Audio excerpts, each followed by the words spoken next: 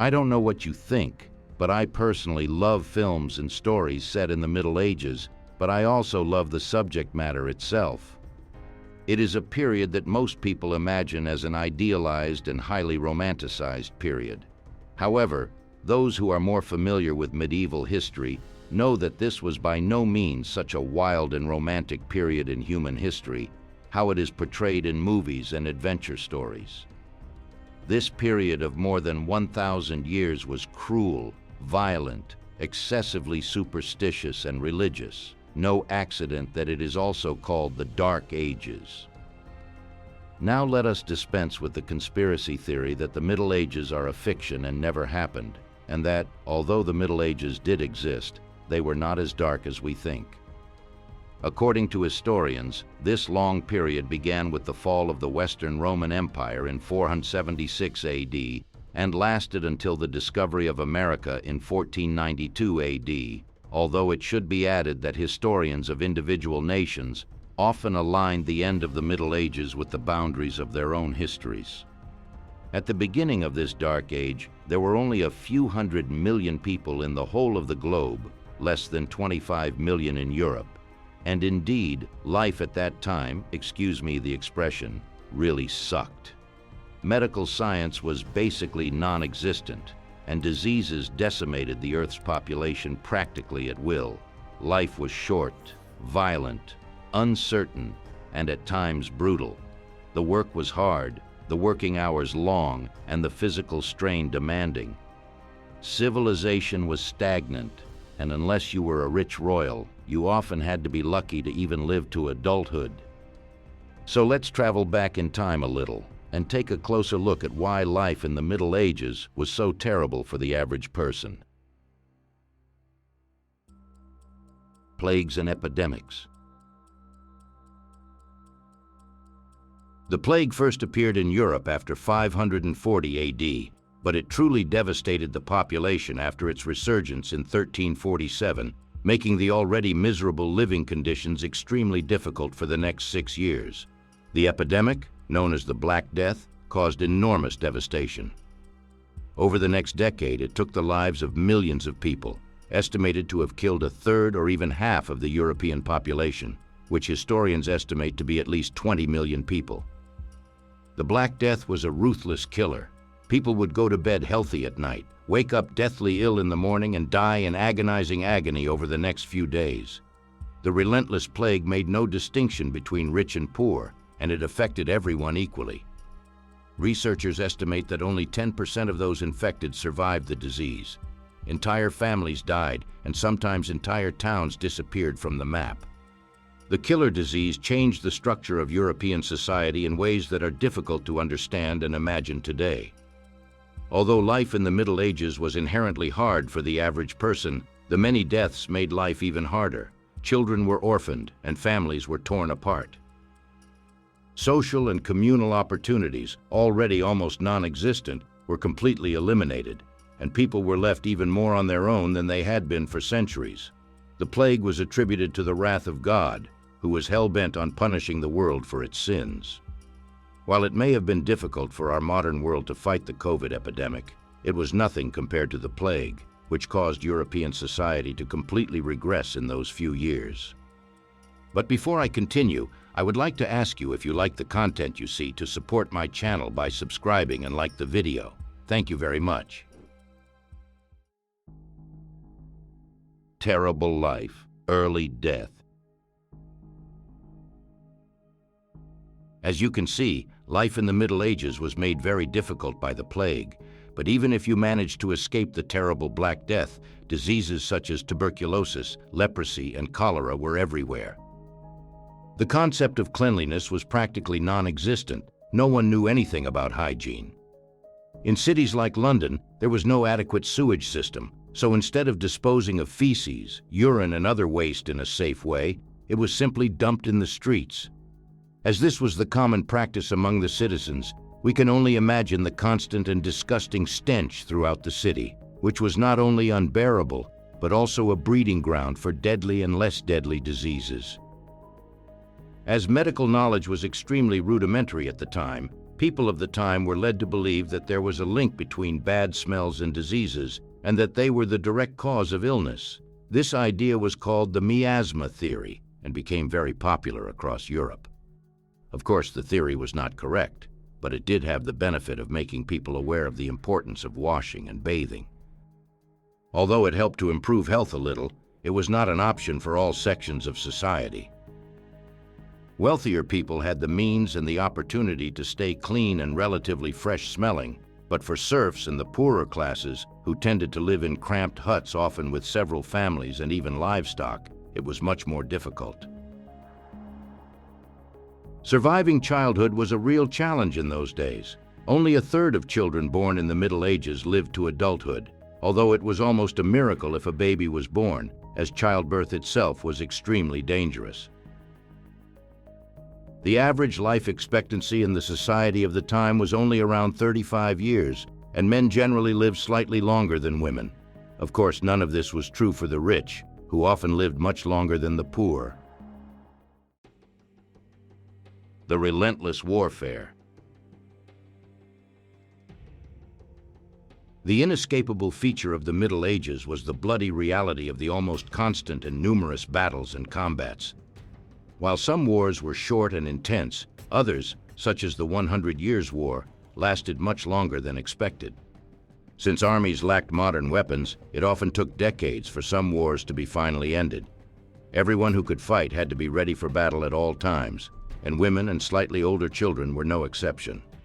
Nobles in particular spent much of their lives preparing for a war or battle. When a war broke out, they had a duty to lead their troops and set an example. If they didn't want to fight, they had to pay the king a large sum of money to somehow avoid battle. Of course, in the Middle Ages, even the vast majority of the wealthy did not have enough money to buy their way out of a conflict, so they could be forced to fight by conscription. If you had land, you had an obligation to support the war with men, and the more land you had, the more you were expected to do. In such cases, poor peasants who had little or no military training were usually sent to fight by landowners. Some leaders soon realized that a well-trained and organized peasant army could be useful in battle, but rulers feared that these peasants would eventually become too well-trained and might revolt in an attempt to overthrow them. This eventually led to a central tension that left its mark on the entire Middle Ages. Ruthless crime. In the Middle Ages, violent criminals and thieves faced severe consequences if caught, but often the perpetrators of many petty crimes also received cruel and unusual punishment. In most European settlements, it was illegal to be a vagabond or a beggar. Peasants were forbidden to marry without their lord's permission, and in some places women were even punished for gossiping too much. Surprisingly, even an early version of football was made illegal in England when Edward II banned the rather bloody sport at the time in 1314, in which all means except murder were allowed to score a goal or win a ball. The king who first banned football was not popular with his subjects or overlords, and his life ended in the most painful possible way. In the Middle Ages, the determination of guilt or innocence was a brutal practice known as trial by ordeal. For example, if a woman was suspected of witchcraft, she would be bound and thrown into a lake or river. If the poor wretch was submerged, this proved her innocence, and if she was even thrown out by the water and came to the surface, she was found guilty and burned at the stake, so that the accused who were subjected to the water test paid for the charges with their lives in any case. Although over time jury trials began to replace trial by ordeal, the punishments in this era were still incredibly severe compared to today's standards. Public executions, floggings, and beatings were common. Corporal punishment and forced labor were also regularly used against criminals and villains. Even petty crimes such as theft and pickpocket were punished severely, for example by cutting off the hand. And one of the most heinous crimes that could be committed was treason. Betraying the king was a terrible act that carried unimaginably cruel punishment. The condemned person was tied to a wooden plank and dragged to the place of execution. He was then hanged, but just before his death he was cut from the rope. The convict, who wasn't unconscious at the time, was then gutted with such skill that he was fully aware during the procedure. After his intestines were burnt in front of him, the victim was finally decapitated with an axe, whether he was alive or not, and his head was put on public display as a deterrent. Feudal life with no prospects. In the Middle Ages, society was mainly divided into two main groups, the poor and the rich. As in most eras, those at the top had a pretty good life. They were the ones with power, money, and high status. In most medieval communities, the king owned virtually all the land in an area, which he leased to noble barons in exchange for their oaths of allegiance. These noblemen were then free to govern their land and levy taxes at will, most of which was borne by the serfs. They were the extremely poor class who had no land and no rights. They were essentially treated as slaves by the local nobles. The serfs worked on the fields, toiling 6 days a week in inhumane conditions from dawn to dusk. Although a serf also could own a land, cultivate it, and pay tribute for its use, few serfs were able to do so. For the serfs of the medieval world, social mobility was unthinkable. If you were born in the lower class, you were likely to stay there for life. Medicine? What medicine? Around 520 BC, a Greek doctor, Croton of Almaeon, introduced a concept that became popular in his time. He believed that human health depends on a balance of 4 so-called ingredients: heat, cold, moisture, and dryness. His theory was wrong, of course, but it managed to survive for 1,000 years. Medicine in the Middle Ages did not progress beyond this point, and in some respects even regressed. In the Middle Ages, people attributed supernatural causes to their illnesses, so it was common for medical investigations to begin with an analysis of the patient's astrological horoscope. In many cases, the diagnosis was an imbalance of the body fluids. In such cases, the treatment prescribed was either bleeding through cuts or the use of leeches. Antibiotics or other drugs were of course non-existent. The rudimentary nature of pain relief and symptomatic treatment at this time was brutal and ruthless, and those who had to undergo surgery faced even greater risks. Limited knowledge of the inner workings of the human body was an obstacle to progress. Due to fear of superstitions and diseases, as well as the prohibition of the church, dissection of corpses was forbidden, although I should add that recent research refutes this. The doctors of the time considered surgery unworthy of their profession, so they entrusted the task to even less qualified so-called barber surgeons. They were often illiterate and lacked formal scientific knowledge. Their only qualification was usually barbering, so they knew how to use scissors and possibly a scalpel. The only anesthetics available were alcohol or certain herbs such as mandrake, but shockingly many surgeons did not use them, mistakenly believing that pain actually helped the healing process. And the very few people who survived the operations were at increased risk of infection and death in the days and weeks that followed. The most menial jobs. In the Middle Ages, most people lived and worked on farms. Historians estimate that around 80% of the population worked on the lands. Later, however, as cities gradually grew, new jobs were created in addition to the more common ones, such as tailor, carpenter, joiner, wheelman, and many others. The less skilled and the less fortunate could only do menial jobs, many of which were poorly paid and unappreciated and required a lot of time, energy, and effort. One of the unusual jobs that became popular at this time was leech collector, as the medical profession at the time was in constant need of leeches. The task of catching leeches was not difficult, but it was unpleasant and disgusting. The leech collectors simply walked into the water and waited for the leeches to cling to their bodies. Another job that provided a slightly higher income was the fuller. Fullers were more common than leech collectors and could earn 3 times as much as a peasant working on the fields. However, the work of fullers was far from being soul-satisfying. Their job was to remove dirt from newly woven clothes. The most effective method they used was trampling the cloth barefoot in barrels filled with human urine and ash. This process took hours, from dawn to dusk, 6 days a week. Another of the most menial jobs was rat catcher, which, thanks to the countless rats that littered the city walls, provided those who were forced to do it with virtually never-ending work. Equally degrading and disgusting was the work of cleaning up the sites of executions and massacres, but perhaps the most disgusting of all was the work of the so-called gong farmer, perhaps similar to the job of the sewage siphoner today. Their job was to clean out human excrement from the cesspools inside castle walls and palaces. As this task was done once a year, one can imagine the amount of excrement that was removed. The wages were, of course, appalling, and the term labor protection was non-existent. Still, people without a profession had to make the best of the opportunities that presented themselves, even if they were not exactly what they had dreamed of. Fanatical religiosity. In the Middle Ages, the Catholic Church had enormous power and influence throughout Europe, as well as a great economic background and prestige.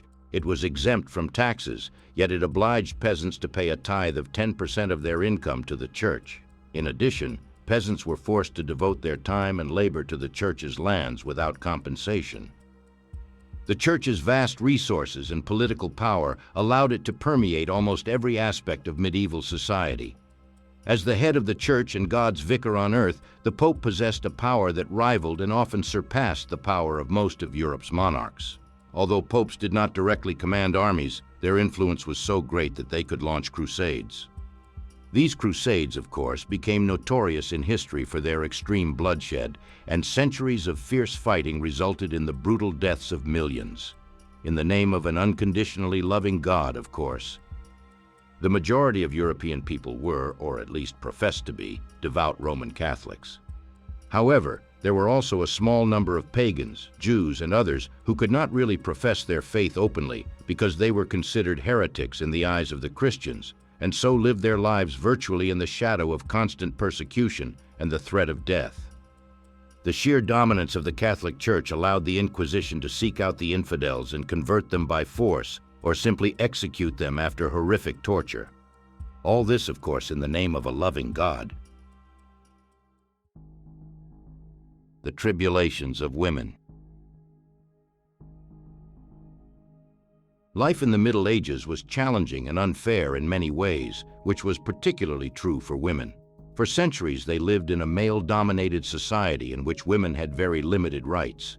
Until they married, they were essentially the property of their fathers. Once they married, ownership passed to their husbands. If a woman was attacked, assaulted, or killed, the husband was often considered the unfortunate victim, since it was his property that suffered damage. How women experienced this was almost irrelevant. Pregnancy and childbirth itself were terrible. Without the proper medical knowledge, pregnant women were at the mercy of fate in this callous and cruel age, so it was common for mothers, babies, or both to often not survive childbirth. Yet women were seen primarily as the bearers and nurturers of children, and maternity leave was out of the question. Peasant women were back on the fields a few days after giving birth. Their wages were, of course, much lower than men's, even though they did the same work, and as child-rearing and housework were their responsibility, they were still expected to do it and look after the children after work. The Little Ice Age.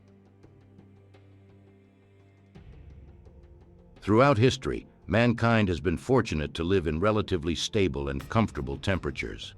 However, towards the end of the Middle Ages, after 1300, there was a significant drop in global average temperatures that lasted until the early 19th century. This global drop in Europe was about 1 to 2 degrees Celsius, which may not seem like much at first, but in the longer term, there were significant changes.